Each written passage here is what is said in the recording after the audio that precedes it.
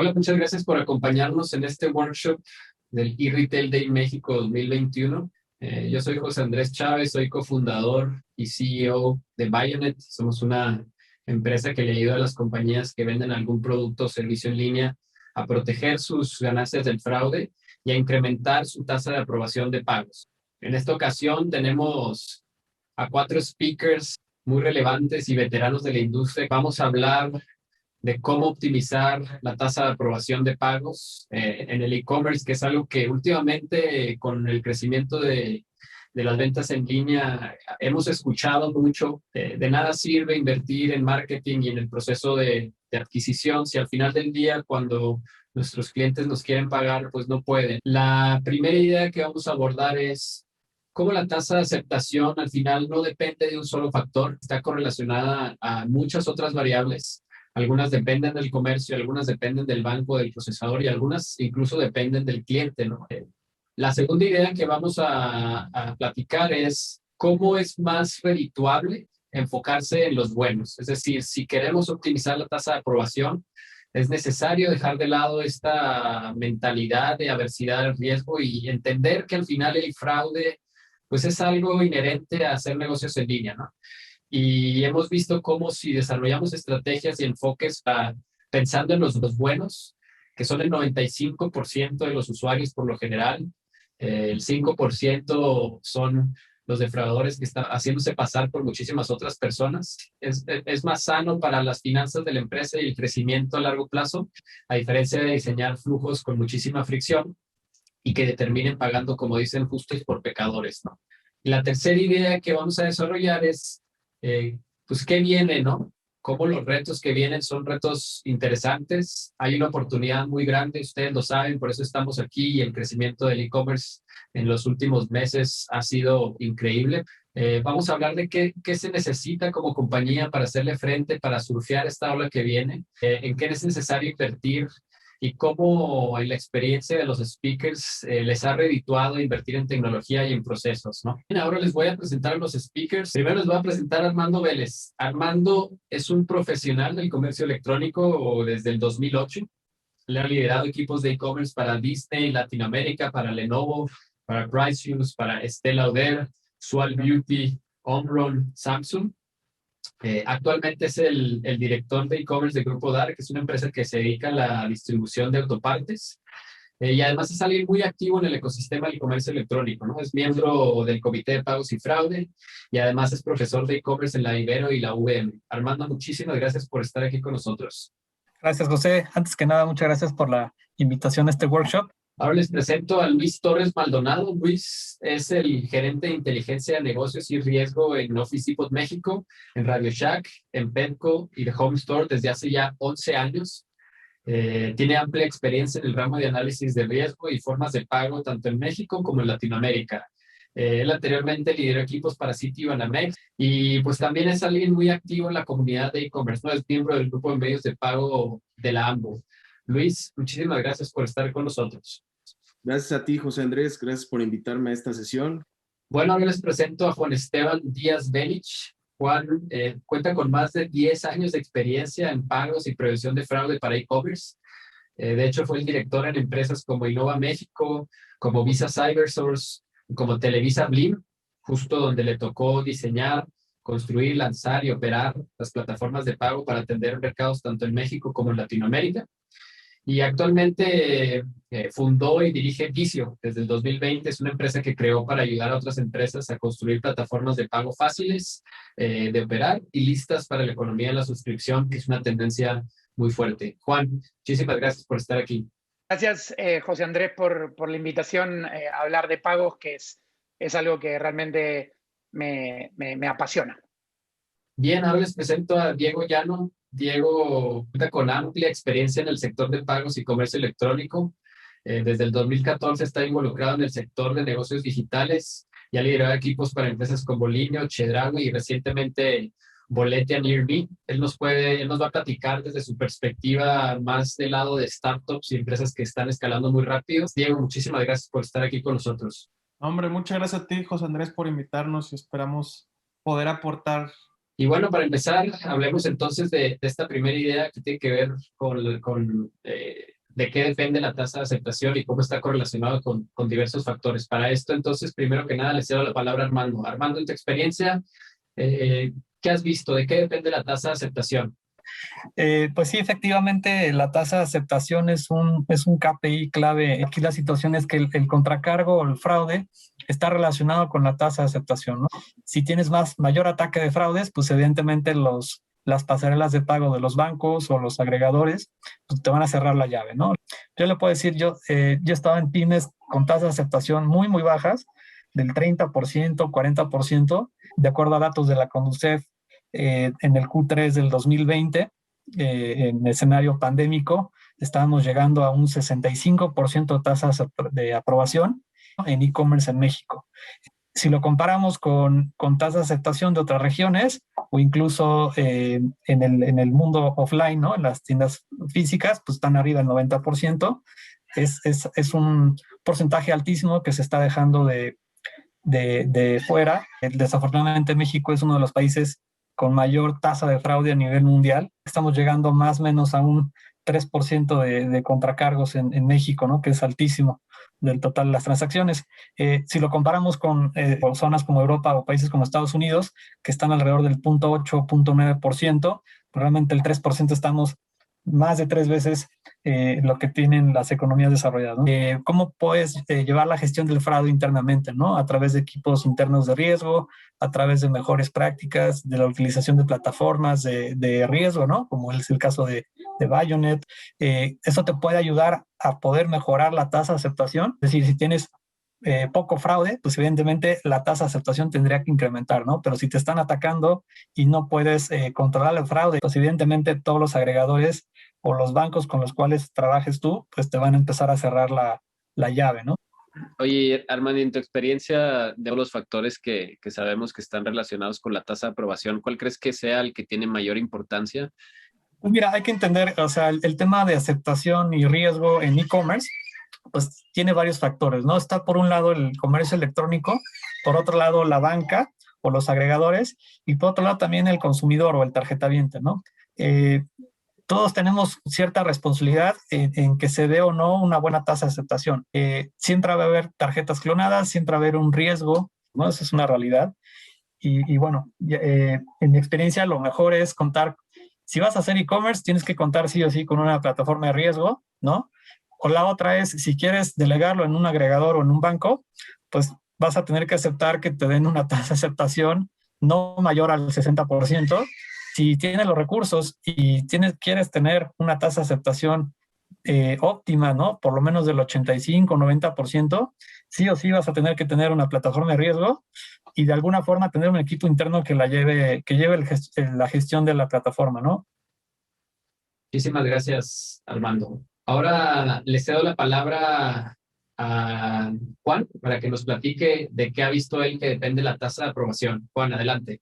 Mira, José, algo que sigo viendo como consultor de empresas de toda clase es que muchos no tienen identificado todos los componentes que participan de una transacción y que de eso depende en gran medida la tasa de aceptación, ¿no? Entonces, cuando hablamos del modelo de las 4 patas, que en esencia es emisores, adquirentes, comercios y tarjetavientes, imagínense que todo eso tiene que funcionar todo de manera muy armónica. Todos estos componentes que se interrelacionan de alguna manera tienen que estar muy, muy bien alineados y muy, muy bien aceitados. No teman hablar con su banco. Obviamente, si están con un agregador de pagos, eso no necesariamente es así. Ustedes van a depender mucho de su agregador de pagos. Pero si ya pasaron, si ya maduraron y ya no están con agregadores de pagos y ya están trabajando directamente con los gateways de los bancos o con los gateways de los mismos adquirentes o con gateways que les permiten usar sus propias afiliaciones y construir su propia reputación, tengan en cuenta que es muy importante identificar estos 4 componentes. ¿Por qué? Porque el emisor va a hacer una prevención de fraudes, el comercio tiene que hacer su prevención de fraude, la pasarela de pagos con la que trabajen va a estar haciendo también cierta prevención de fraude y el tarjetaviente les tiene que entregar también cierta información que ustedes le van a pedir. Todo esto todas estas 4 patas del modelo de negocio funciona con data y funciona con esa data que ustedes les van a compartir.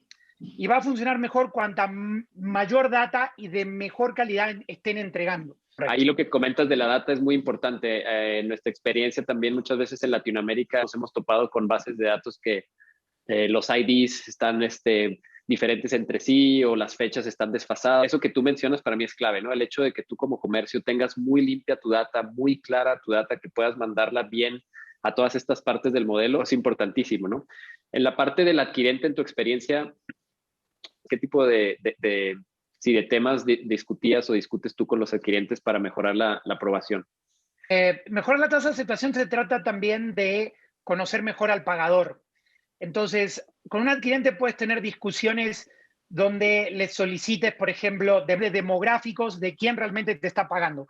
Si te están pagando más con tarjetas que requieren cierto nivel de ingresos para poder pagar, o si te están pagando más desde alguna región del país comparado con otra. Enfócate como comercio en conocer a tu pagador. Y cuando digo conocer a tu pagador es, piensa en estrategias de cliente único dentro de tu empresa. Seguramente tengas hecho un lío los clientes y yo sé que se habla mucho de omnicanalidad, pero piensa en el cliente único, enfócate en conocer tu cliente y por más de que suene trivial, cliché y lo que quieras, si no conoces a tu cliente, difícilmente vas a conocer a tu pagador y Claro. difícilmente vas a tener una tasa de aceptación buena. Muy bien, ahora continuando con esta idea, le cedemos la palabra a Luis.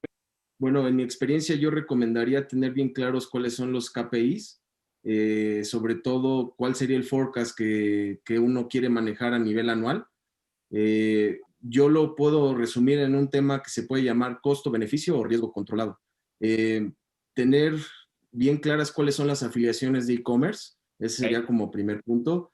Sería también revisar que tus afiliaciones que estén identificadas y dedicadas para e-commerce, revisar que el negocio esté en el giro correcto. Es decir, tienes que tener bien identificado de qué afiliación o el negocio de qué se trata, porque la banca trata a los negocios de acuerdo a su giro. Entonces, lo primordial que debes de tener, aparte de los KPIs, saber en qué giro está tu negocio y que esté bien ubicado en el giro que le corresponde. Claro, claro. Algo que también me ha funcionado mucho a mí en estos años es revisar con mi adquirente, sentarnos en la mesa e ir analizando qué herramientas tengo hoy en día para poder empezar a verificar y controlar ahora sí que el riesgo.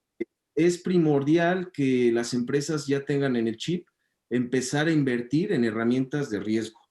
Hoy en día tenemos que estar analizando siempre todas nuestras postventas, es decir, tienes que estar revisando constantemente tanto las transacciones buenas como las transacciones malas, ¿no? También yo recomendaría estar haciendo un análisis, o de hecho yo lo hago con mi equipo, un análisis mensual de los approval rates. Recordemos que es diferente una aprobación bancaria a lo que puedes tener como aprobación de tu mitigador de riesgo. Entonces, claro, si tú tienes todos esos componentes y los sabes manejar desde un principio y tienes buena relación con todos los emisores bancarios y les dices, a ver, yo he invertido dentro de mis empresas en buenas herramientas para mitigar el riesgo, ellos analizan tu afiliación con cada uno de los emisores y te dan mejores resultados.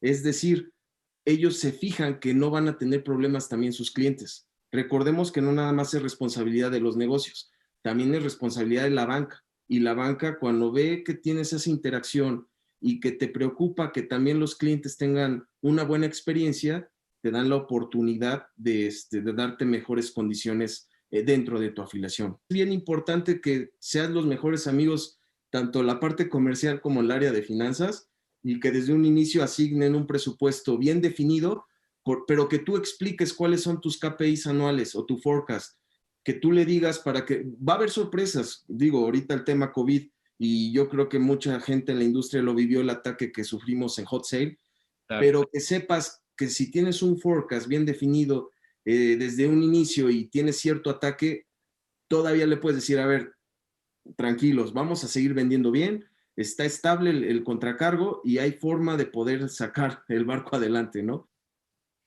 Muchísimas gracias. Listo, ahora vamos con Diego. Diego, en tu experiencia, ¿de qué has visto que depende la tasa de aprobación? ¿De qué factor? Claro, José Andrés, lo primero que yo diría es, no existe una fórmula mágica que permita, digamos, optimizar la tasa de aceptación y que funcione para cualquier comercio. Es hacer un análisis que permita entender cómo se está moviendo tu industria, en qué momento, en qué etapa estás de tu modelo de negocio.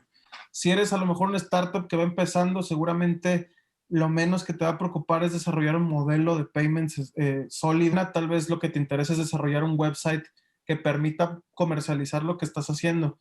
En ese caso, un agregador creo que puede servir bastante bien. Eventualmente, cuando escales, ya te empezarás a tener el suficiente gross market value para poder ser interesante para que un banco te voltee a ver y poder negociar una tasa lo suficientemente interesante para poder empezar a trabajar con afiliaciones. Partiendo de eso es entender cuáles son las necesidades de tu negocio. Si lo que quieres es empezar a expandirte a nuevos mercados, pues tendrás que abrirte dichas afiliaciones y dichos adquirientes en otros países. Entender cuáles son tus aliados en este tipo de procesos es súper importante, como para nosotros lo fue Bayonet, evidentemente, cuando empezamos a procesar más. Era clave de no solamente abrir una afiliación, sino cómo este juguete nuevo lo cuidábamos sin tener un histórico de fraude que fuera bastante grave para nosotros. Entonces, una constante que me he encontrado tanto en negocios en los cuales he trabajado como he asesorado externamente es esta separación entre el área de payments and fraud prevention en cuanto a las áreas comerciales, lo cual a mí me parece un poco ilógico debido a que la pauta comercial debería de marcar la pauta sobre los cuales los canales de distribución, que en este caso es payments, y cómo procesas tarjeta no presente y otros métodos de pago se van interpretando en tu sistema, termina siendo que tu aceptación termine fallando y muchas veces terminamos por caer a la más fácil, que es culpar al de enfrente, que en este caso es el banco, ¿no? Cuando creo que hay una oportunidad súper interesante en cómo puedes empatar los KPIs comerciales, entenderlos y no cometer errores tan sencillos que podrían parecer, pero que me ha tocado ver muchas ocasiones donde el área de marketing está empujando a que exista cierto producto que se está vendiendo sin previo conocimiento, por ejemplo, del área de fraude, lo cual evidentemente hace que haya declinaciones o falsos positivos que terminan afectando a la plataforma. El hecho de que consideremos al área de payments en general como un área clave en los negocios, creo que es importante tanto a nivel tecnológico como a nivel comercial y va a ayudar a que tu aceptación mejore sustancialmente. Bueno, ahora vamos con la segunda idea, que tiene que ver con diseñar procesos que se enfoquen en los buenos y no en los malos, aunque suena algo muy trivial, solo hacer este cambio de chip para pensar en nuestros buenos consumidores tiene cosas muy redituables. Para eso le cedo primero la palabra a Luis Torres. Luis, ¿tu experiencia qué te ha dejado enfocarte en los buenos a diferencia de solo ver los malos? En la industria todo el tiempo estamos preocupados más en cómo nos van a robar, pero creo que un método que a mí me ha funcionado mucho es, obviamente, la correcta calificación de listas positivas, la correcta calificación de listas negativas y analizar perfectamente bien clientes que en su momento sí rechazamos y que eran buenos. Adicional, yo creo que valdría la pena también tener un poquito ahí ya de interacción, no técnicamente hablando, sino en el UX, de decirle, ofrecerle a los clientes en el mensaje del rechazo que tenemos otras formas de pago para que ellos puedan intentar, aparte de alguno de los métodos que tenemos y que no se queden con una sola opción. Claro, reintentar cada rechazo con algún método alternativo, no asumiendo que un rechazo es totalmente malo siempre, sino darle el beneficio de la duda y que tenga otra opción, creo que sí se recupera. ¿Has visto más o menos cuánto porcentaje puede recuperar? Ronda en un promedio de 3 a 5% de mayor aceptación, que en dinero sabes que cuenta mucho, ¿no? Totalmente. Y adicional, yo me atrevería a mencionar algo más, que también le puede funcionar mucho a la industria, que es algo que no es nuevo, pero a tus clientes que ya tienes identificados como clientes buenos, les puedes hacer llegar un warning de que vas a sacar cierta promoción, porque recuerda que la banca, cuando ve diferentes comportamientos atípicos a lo que el cliente viene acostumbrado, tú le puedes decir, recuerda que viene mi venta especial en tal fecha y el cliente se puede comunicar directamente con su banco y le puede recordar, oye, ojo, es como cuando salen al extranjero, aplica exactamente igual ya en la industria del e-commerce. Viene hot sale, nada más te aviso, banco, que estoy a punto de realizar una serie de transacciones atípicas a lo que es mi comportamiento. Eso también puede funcionar mucho. Sí, pues el tema de conocer bien a tu cliente otra vez, de saber quién es exactamente quien te compra mejor, de tenerlos muy bien identificados y de no asumir que un rechazo es un rechazo fidedigno, sino siempre darle el beneficio de la duda. Yo creo que a un 5% no le hace nada de daño a las finanzas de cualquier empresa, ¿no? Sí, son cosas muy sencillas y muy fáciles de aplicar, que en la práctica muchas veces nos enfocamos mucho en lo que es el contracargo, que obviamente debes de tenerlo siempre en el radar si tienes un buen forecast, pero es bien importante que cuando ya tienes a tus clientes buenos, obviamente los consientes de esa forma. Si tú les avisas con anticipación de que viene algo importante, ellos pueden voltear con la banca y decirles, auméntame mi línea de crédito, voy a hacer algo atípico y puede funcionar siempre y cuando tú tengas reglas que no friccionen esas transacciones dentro de tu sitio. Muchísimas gracias, Luis. Muy bien, ahora le cedo la palabra a Diego. Diego, en tu experiencia, ¿cómo has visto en Boleta y en Nearme que les ha redituado el enfocarse en que los buenos siempre puedan comprar y no solo en que los malos no hagan fraude? Lo primero que diría, José Andrés, es una obviedad, pero que muchas veces como merchants al estar corriendo no terminamos de ejecutar, que es conocer a tu cliente. ¿Quién es tu consumidor? Una vez que tienes la pintura completa y armas el rompecabezas y entiendes más o menos con qué estás jugando, te vas a dar idea de cuáles son los lugares a los cuales quieres llegar para atacar a la persona que en realidad te está generando un costo, que en este caso es la transacción fraudulenta, y la persona que está comprando de forma legítima. Para esto fue clave para nosotros analizar nuestros datos. Una vez analizados y entendidos, contar con un aliado, que en este caso fue nuestra herramienta antifraude, que fue Bayonet, que nos permitiera iterar estos modelos y también poderlos meter en un modelo lo suficientemente sólido y elástico también para ir modificando, porque cualquier modelo requiere iteración, fue clave para nosotros. Sí, pues no es lo mismo el tipo de operación que tienen ustedes, a lo mejor lo que tiene un retailer en este caso, que puede ser la audiencia que nos está viendo actualmente, ¿no? Pues sí, cada negocio es diferente y entender muy bien qué es lo bueno y qué es lo malo, aunque suena muy obvio, qué tipo de patrones estás viendo en tu negocio, pues es clave para poder decir, ok, me voy a enfocar en que estos que son buenos puedan comprar siempre, ¿no? ¿Cómo viste el desarrollo de la empresa y sobre todo los KPIs? ¿Viste algún cambio así relevante, algo que nos pudieras compartir? Creo que el mindset sobre el cual se construyó el área y el cómo lo empezamos a trabajar, inclusive culturalmente dentro de la compañía, aportó mucho a esto. El área, inclusive su nombre era prevención de fraude, decidimos cambiarlo a payments, que creo que ya desde el mismo nombre implica cuál es la intención que tenemos desde el área. Cómo podíamos nosotros habilitar canales de distribución de los productos que vendemos como marketplace de forma óptima y también segura para el negocio y para el consumidor final. Eso creo que nos aportó muchísimo para empezar a cambiar las formas en cómo operábamos, buscando la optimización y las nuevas macrotendencias en la industria de payments. ¿Qué es lo que está usando la industria para pagar? ¿Qué es lo que al mercado que estamos atacando le interesa? ¿Cómo habilitamos métodos de pago que faciliten a la industria en este país hacerlo? Nos tocó, creo que a muchos de nosotros, cambiar el mindset de muchas personas que les daba miedo meter tarjeta no presente.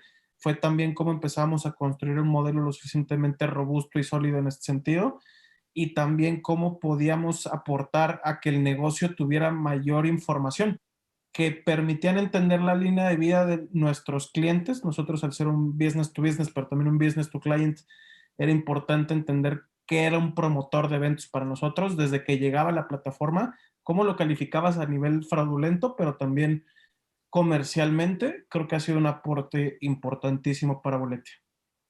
Sí, muchas gracias. Listo, ahora le cedo la palabra a Armando. Armando, cuéntanos. Pues mira, creo que lo principal en esta parte de enfocarse en los buenos es tener listas blancas de clientes, ¿no? Que a lo mejor ya lo validaste en tu plataforma de riesgo, siempre los scores van a salir bajos, ya es un cliente a lo mejor recurrente. Para las siguientes compras ya no le pides nada, ¿no? Y lo dejas pasar, o ya no lo validas a través de la plataforma de riesgo, sino lo pasas directo al procesador. Manejar este tipo de listas de manera interna te puede dar una buena gestión del riesgo, y sobre todo la atención al cliente o la experiencia del usuario es: ya no me pases por la plataforma de riesgo o por un trade secure o por algún filtro, pásame directo, y eso funciona bastante bien. Y bueno, la otra cosa es, en la medida de lo posible, si tu e-commerce, tu recompra es frecuente, también ofrece la opción de guardar la tarjeta para hacerlo también muchísimo más rápido, ¿no? Si al final es una tarjeta que igual tiene un score bajo y no hay ningún riesgo, no hay ningún reporte, la puedes guardar y darle la facilidad al cliente de poder comprar mucho más rápido en las siguientes compras. Buenísimo, sí. La parte de tokenizar las tarjetas aumenta muchísimo la tasa de aprobación, y también lo que decías de 3D Secure, pues en nuestra experiencia hemos visto que tumba al menos un 20, un 30% de las operaciones que le llegan. Entonces, pues también está interesante esa parte que comentas. Ahora le cedo la palabra a Juan Esteban. Juan, yo sé que tú hablas mucho de esto y creo que vas a tener aportaciones muy puntuales. En tu experiencia, ¿qué has visto? ¿Qué nos conviene hacer para enfocarnos en los buenos? Mira, algo que con lo que siempre cuesta mucho cuando trabajas en medios de pago, siempre te vas a encontrar dentro de las organizaciones con gente muy aversa al riesgo y gente menos aversa al riesgo. El tema de si de aversión al riesgo o no aversión al riesgo es cómo hacemos para que realmente estos comercio electrónico, o sea, el fraude es inherente a hacer comercio electrónico o a hacer negocios. El fraude siempre va a estar ahí. El tema es cómo mitigamos ese fraude. Ahora, muchas veces encontramos sitios que parecen que están diseñados para que no puedas comprar en ellos. O sea, es tanta la fricción que agregan, justamente porque fueron diseñados pensando de una manera muy aversa al riesgo. O sea, no digo que dejen de pensar en los malos, pero que se enfoquen en los buenos, que busquen esos super usuarios, esos super clientes que tienen en sus sitios web, y que diseñen procesos en sus empresas y que piensen sus estrategias diseñando para los buenos y no pensando en los malos. Es muy importante ese cambio en la forma de pensar, diseñar procesos, experiencias, pensar en la usabilidad del sitio, tratar de diseñar la experiencia lo menos friccional posible. Claro, siempre teniendo una prevención de fraudes o haciendo una prevención de fraudes más de índole pasiva y por ahí no tanto activa, no tanto de que la persona le tengas que hacer 1000 preguntas antes de comprar. Y, de nuevo, conocer a tu pagador. Cuanto más conozcas a tu pagador, vas a diseñar procesos que vayan mucho más alineados con esos pagadores. Si sabes que tus pagadores te compran durante el día y que durante la noche no te compran, no hagas procesos o pienses en cosas muy tiradas de los pelos por ahí durante el día, porque durante el día es donde están tus mejores pagadores. Quizás durante la noche, que es cuando baja que ya no están tus superusuarios también duermen, en la noche por ahí quizás tener estrategias que sí sean mucho más cerradas, ¿sí? Entonces, conocer al pagador, centrarse en los buenos, diseñar procesos que sean transversales a la organización. Pagos toca prácticamente todas las áreas de la organización. Toca la experiencia del usuario en el frontend, toca tesorería, toca operaciones, toca shipping en caso de que tengas que frenarlo. Entonces, piensen mucho en cómo diseñan esos procesos y háganlos lo menos friccional o con la menor fricción posible. Claro, el tema de pagos involucra desde la experiencia de usuario, ¿no? Si le rechazas un pago a uno de estos superusuarios que tú mencionaste, pues a lo mejor y el lifetime value ahí se te va a ir, quizá el costo de adquisición que le metiste se te va a perder, obviamente la venta potencial se va y probablemente esa persona hable mal de ti, ¿no? Entonces ahí ya estás hablando de experiencia de usuario o de marketing, pero también estás hablando, como dices tú, de logística, lo comercial, ¿no? A veces lanzan campañas con las marcas de tarjetas o con los bancos, los comercios, y resulta que la parte de pagos, el equipo de fraude o ese departamento no estaba enterado de la promoción, y pasa mucho, ¿no? En el tema de los superusuarios, ¿cómo podemos recibir, o en tu experiencia, cómo has visto que podemos entender o recibir retroalimentación de estos pagadores buenos que a lo mejor no pudieron pagar? Bueno, ahí creo que es muy importante que diseñen estrategias que vayan alineadas a saber cómo fue esa experiencia de pago. Aquellos clientes que accedan a darles feedback, aprovechen ese feedback valioso, revisen cuánta reseña haya en sus apps que tenga que ver con pagos. Pueden usar quizás algún diccionario de palabras para buscar entre las reseñas si están hablando de pagos, y hagan un sift entre todos esos correos y entre todo ese feedback que es oro en polvo, y busquen palabras que estén relacionadas con pagos, con, oye, no pude pagar, o intenté 4 veces y no pude pagar, mi banco me mandó con ustedes y ustedes me mandaron con el banco y quedé entre mi banco y ustedes y realmente lo único que quería era comprar alimento para mi perro, ¿no? Busquen, de nuevo, conozcan a su pagador, si hizo recompra, si no hizo recompra, cada cuánto compra, cuál es el tamaño del carrito que habitualmente le gusta tener, si tiene 3 productos en el carrito o 2 productos en el carrito. ¿Por qué? Porque todo lo que se salga de ese patrón de superusuario o de cliente bueno, seguramente va a ser una persona mala o una persona muy diferente a lo que están acostumbrados a atender. Claro, yo creo que esto que acabas de mencionar es importantísimo. Ayer justo me pasó que estaba comprando en una tienda de electrónicos un producto y por alguna razón la señora que estaba enseguida de mí tratando de pagar no podía. Y en ese momento recuerdo que llegó el gerente y empezó a preguntar, oye, ¿qué está pasando? Ah, tu tarjeta, como que llegó a entender la situación y después fue que dieron en cuenta que, es que esta no está habilitada para meses sin intereses. Creo que en el mundo físico podemos hacer eso muy bien, pero en el mundo digital a veces no es tan fácil. A veces la compañía asume que pues ya instalas un agregador o te conectas con el banco y se asume que este flujo de cobrar tarjeta y recibir dinero es muy sencillo, pero la verdad es que es engañoso, ¿no? Y hay que estar ahí, hay que tratar de meterse, como dices tú, en esos puntos del proceso y sacar input de qué está pasando, ¿no? Estar entendiendo toda la información y podernos meter a todas las partes del proceso, creo que es clave.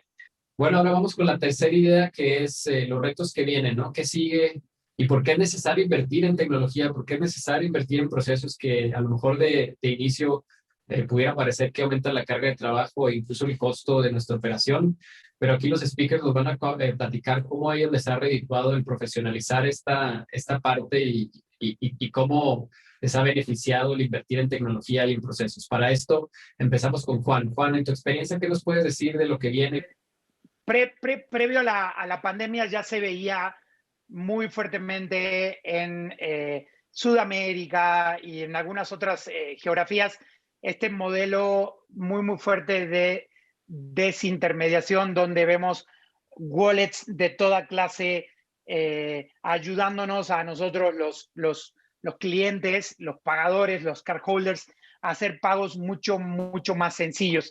Pre-pandemia entonces se veían todos estos wallets que empezaban a nacer en geografías como Argentina o Brasil. Vemos todo este desembarco de muchísimas fintechs que están haciendo mucho más fácil el que te hagas con una tarjeta.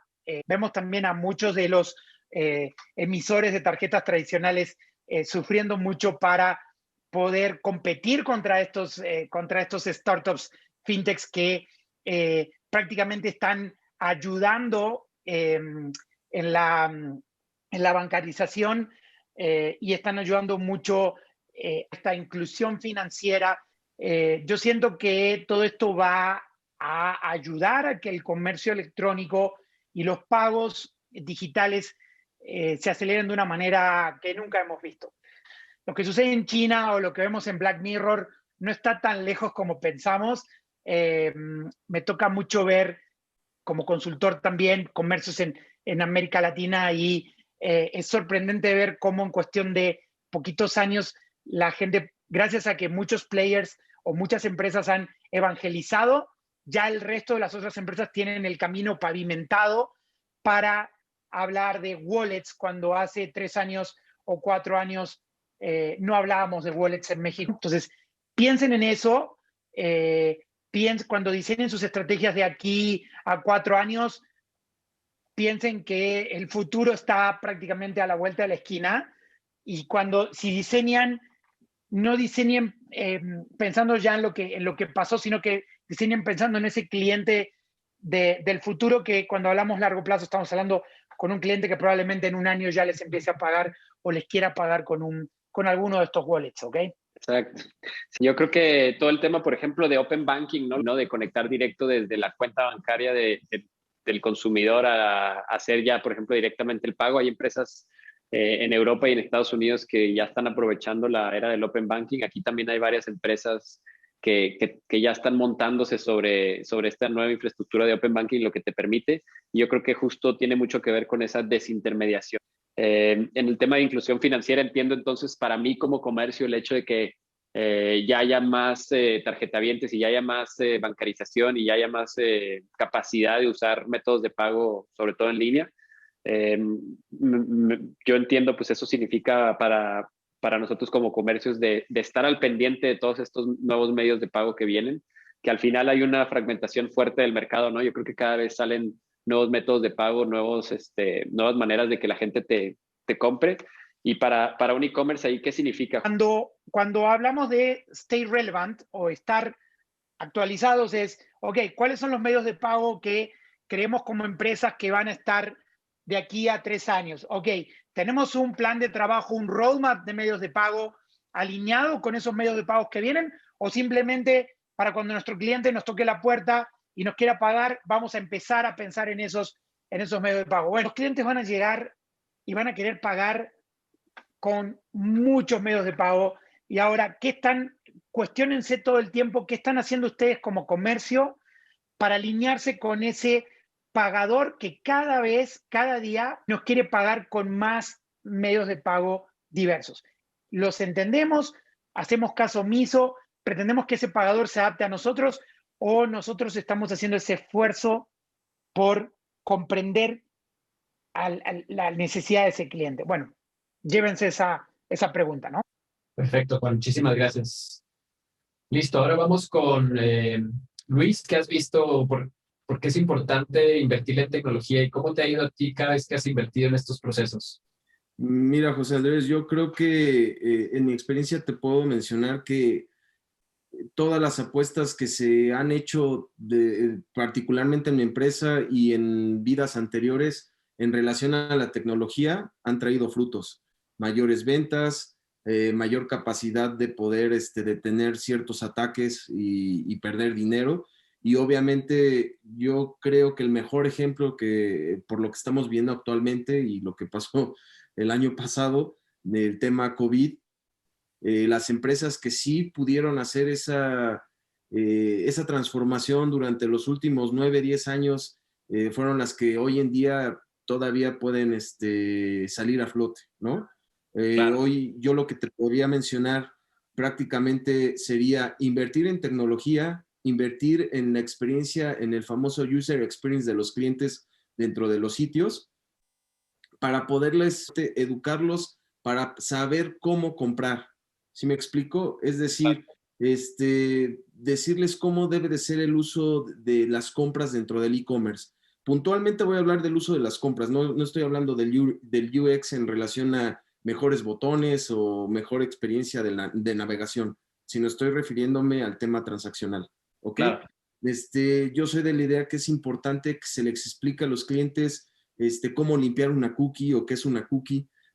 Actualizar browsers, súper importante para que eviten ese tema de no me deja comprar, no sé qué está pasando. Que los clientes notifiquen, como lo mencioné previamente, a sus bancos que van a realizar cierto comportamiento previo a una venta especial. Informarle siempre a los tarjetavientes y a los clientes finales que analicen que sus líneas de crédito estén bien y que hayan hecho sus pagos a tiempo, porque muchas veces no es responsabilidad tanto del banco, ni es responsabilidad del negocio como tal. Claro. Yo en estos últimos 9 años he tenido casos de gente que, oye, no jala, oye, ¿qué está pasando? Empezamos a analizar, nos metemos a las tripas, llegamos hasta el adquirente y nos menciona, El cliente no se comunicó, no está ni siquiera dada de alta su tarjeta, y entonces en detalles tan mínimos pueden hacer totalmente la diferencia. Claro, claro. Oye, y en cuestión de tecnología, de inversión y de procesos, en tu experiencia, ¿qué te ha dado más frutos? Ahora que mencionas que invertir en tecnología siempre te ha redituado, ¿no?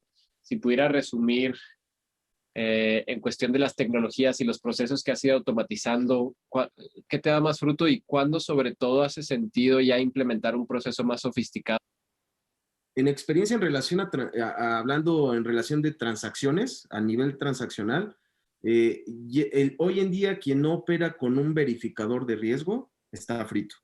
Si te vas directamente con la banca a operar con un protocolo de seguridad austero, para no mencionar, o sea, no hacer mala publicidad de ninguna marca o de ningún negocio, la mala experiencia la vas a tener tú como negocio, porque tus ventas, en lugar de tener un 100%, vas a tener un 30% si no tienes una buena red de verificación de riesgo, una red que te puede inclusive verificar correos electrónicos para evitar contracargos y sobre todo para tener buenas ventas. Perfecto, Luis, muchísimas gracias.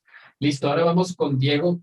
Diego, en tu experiencia, ¿qué ves? ¿Qué viene? ¿Qué tendencias? ¿Cómo te ha ido cuando has invertido en tecnología, has invertido en procesos y has profesionalizado la operación de tu equipo?